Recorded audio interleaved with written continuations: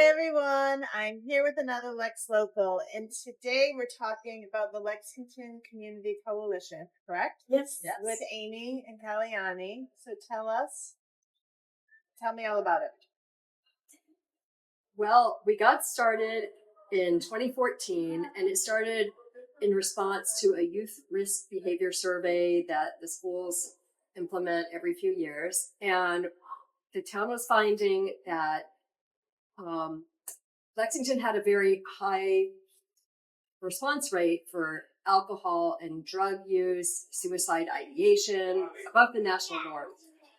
And that same year, there had been some suicides. So we were trying to figure out what was driving this and what can be done to alleviate some of these issues among the youth in Lexington. So we had a number of community discussions that were held at the community center.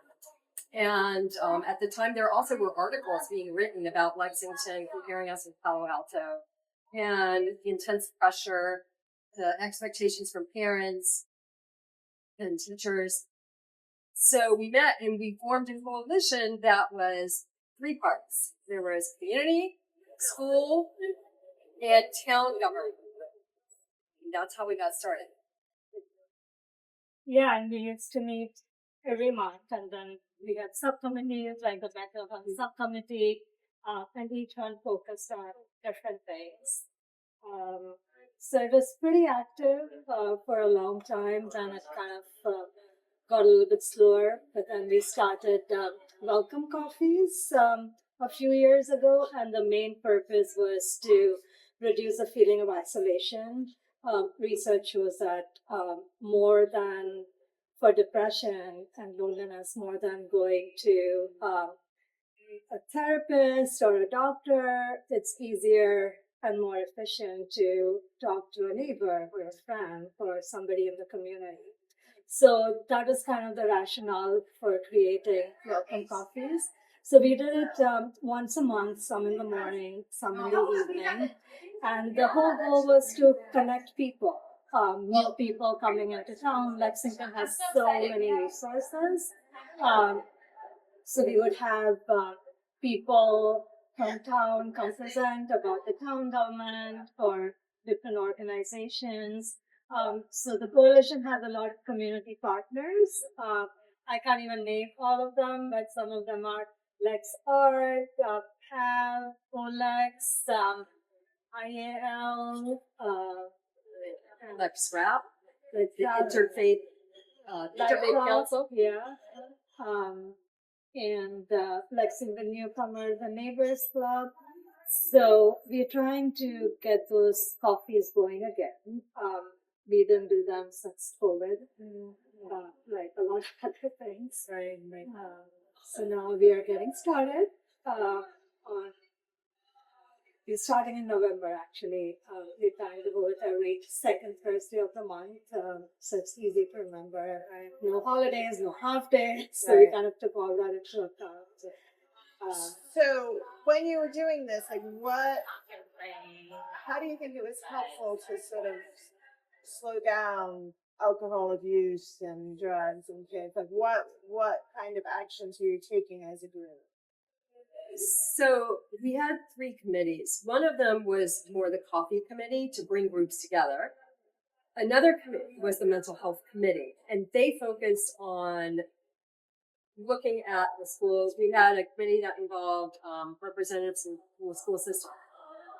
And we engaged some of the groups within Lexington, especially the cultural groups, to say, here's what's happening. Many of them were unaware. And then we began to push back on the schools and say we need some initiatives that will help alleviate. So, for example, one product of it was when they implemented no homework weekends. That came from our meetings. I don't know if they're still doing that. Then I think there was something about tests, no more than 2 tests in one day. I think there was. Yeah, I don't remember anymore. Right. Exactly. So we definitely were able to push And now I believe that the initiative has gone into the school system under Chef, and they're really active, and they're really looking at the mental health and well-being of the students. That's a school health advisory council.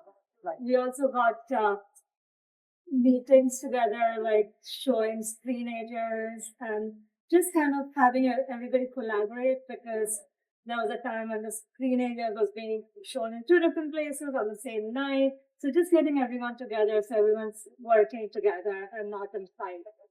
That was one of the main purposes. Right. So what's your future goal, other than sort of community coffees? And where are the coffees going to be, by the way? So we've been using different locations in Lexington. In the past, we've had it at the community center, Via Lago, in the library.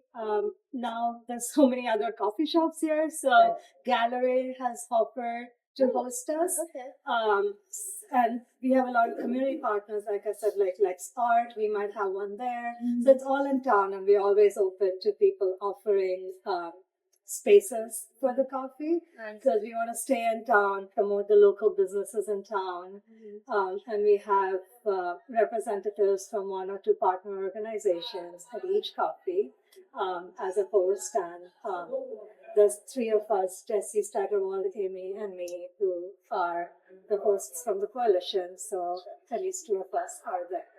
And will you have like a topic to discuss, or is it just generally sort of just community building? I think it's both. In the past, we had topics, and we first want to gain some traction with the coffees, and we are absolutely going to have topics. In the past, we went over town government. How does town government work? Because a lot of the cultural organizations don't really know how our town government works.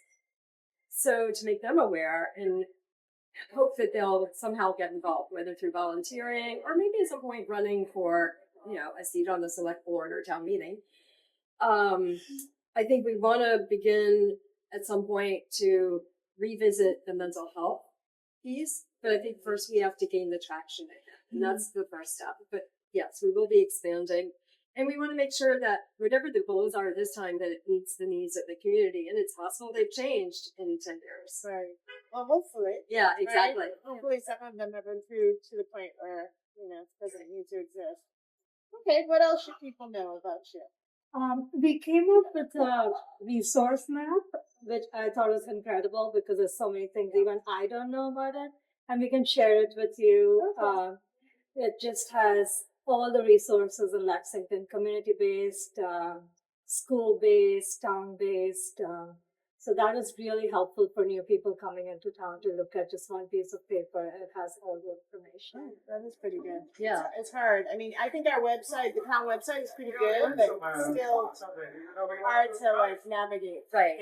Yeah. And I think that actually the redesign of the town website, I'm guessing, probably stemmed from a slight push from this map, because at the time, there wasn't one place to go to, and the website is a lot better. You can find many resources on it, but back then couldn't find things. Right. So I do think that was also, it came out of, we need to not be siloed, and the town website needs to accept submissions from organizations if they're having an event. And so making it something that people would want to visit and look for information, as opposed to just being sort of a static town website. Right. Oh, well, I appreciate your efforts. Thank you. That's a big Thank you. undertaking. It is. It takes a little time, but we're going to rebuild it and hopefully get people to connect again and want to take part. There's more than just schools here, so we want to get people to take part in town. Thank you. Yeah. For your time. Thank you for Pleasure. having us. Thank you for having us.